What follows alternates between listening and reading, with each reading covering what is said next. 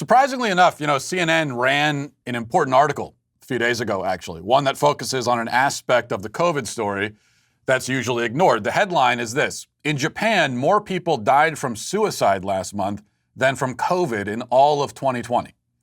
And women, it says, have been most impacted. It reads in part, quote, in Japan, government statistics show suicide claimed more lives in October than COVID-19 has over the entire year to date.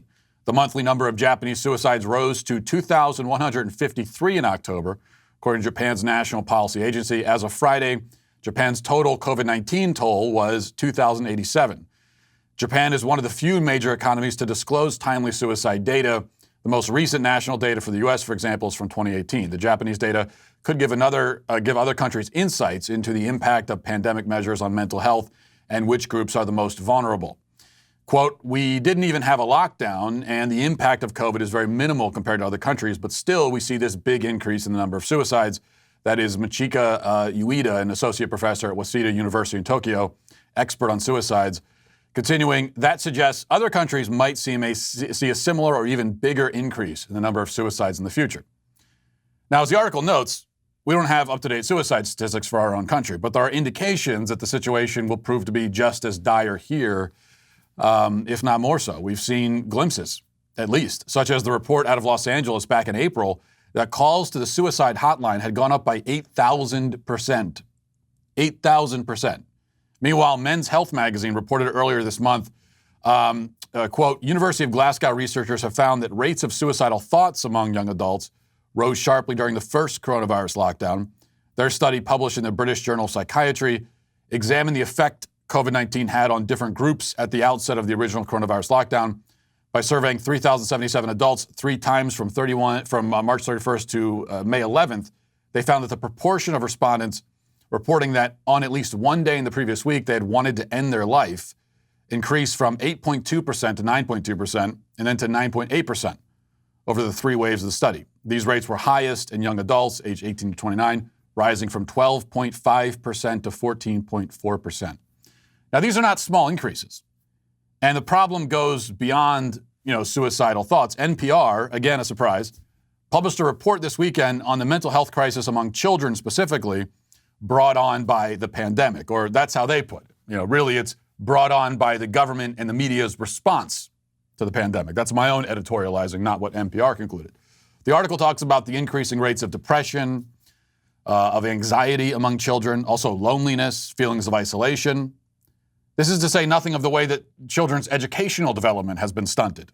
Though, as I've said many times, I think public school often does more harm than good. Children are certainly not better off just sitting at home on their computers all day. But that's what's happened, as our whole society gave up on educating children because we're scared that the kids might get us sick. Again, not because we're scared that they get sick, because we're scared they might get us sick. And so we said, never mind with education. Never mind about that. We don't need that for a whole year. The powers that be, by the way, are finally noticing that they have destroyed our children and are now pretending that that wasn't their idea or their doing. Here's Dr. Fauci just a couple of days ago with a surprisingly new take on school closings. Listen.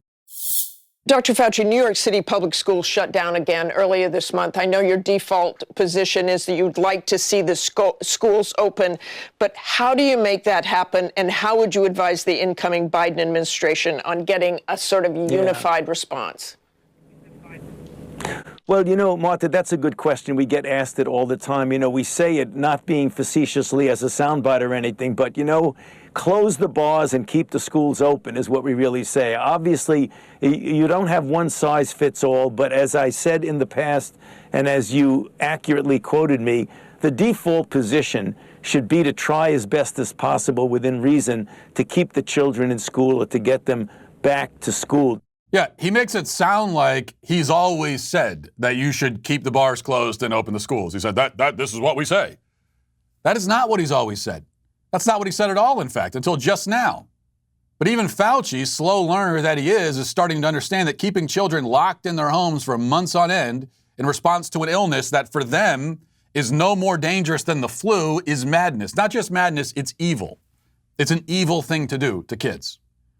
Only don't expect Fauci to take any accountability or responsibility or to admit his mistake. Instead, he'll pretend he didn't say what he said in the past and has always said what he never really said. And it's not just children being decimated. Continuing the surprises of news media outlets actually reporting news. There was a whole flurry over the last few days of news media outlets actually reporting news. It's pretty incredible. NBC has on their website a short documentary about how the lockdown measures are impacting the elderly. Speaking of being isolated, nobody has it worse than the elderly in nursing homes. They've been forced to spend, what could be and often is their final months on earth locked in a building, speaking to their families through windows or not at all, and dying alone with no one there who loves them. So here's a little bit of that documentary. Listen. I understand that the current policies are in place because they want to do everything right now to protect our seniors and our veterans and loved ones of families in nursing homes. But our elders are now dying from failure to thrive. They're giving up. They've been alone for 7 months. Families need each other. I was devastated when they told us we couldn't come in or see him. And my father didn't understand it when we explained it to him over the phone. He didn't understand what the virus meant. This is my father at 17 when he entered the service. He lied about his age so that he could get into the Army. And this is my dad in Korea, in the middle of the jungle during the war. So we did Zoom calls, and then we graduated to window visits. And seeing your parent through a window like an animal in the zoo. Hi, Daddy. Trying to hear him, trying to see him through the screen, trying to advocate for him was heartbreaking. It is heartbreaking. It's tragic. It's infuriating. The elderly isolated, dying alone, children locked in their homes, replacing education with computers, suicides, depression, business owners losing everything.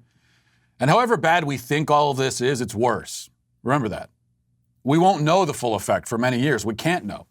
I mean, what are the long-term effects of locking kids in their home, making them think strangers are disease zombies, punting their education down the road like it doesn't matter? In what way will this generation of children be shaped by this? To what extent? What will that shape be? Nobody knows.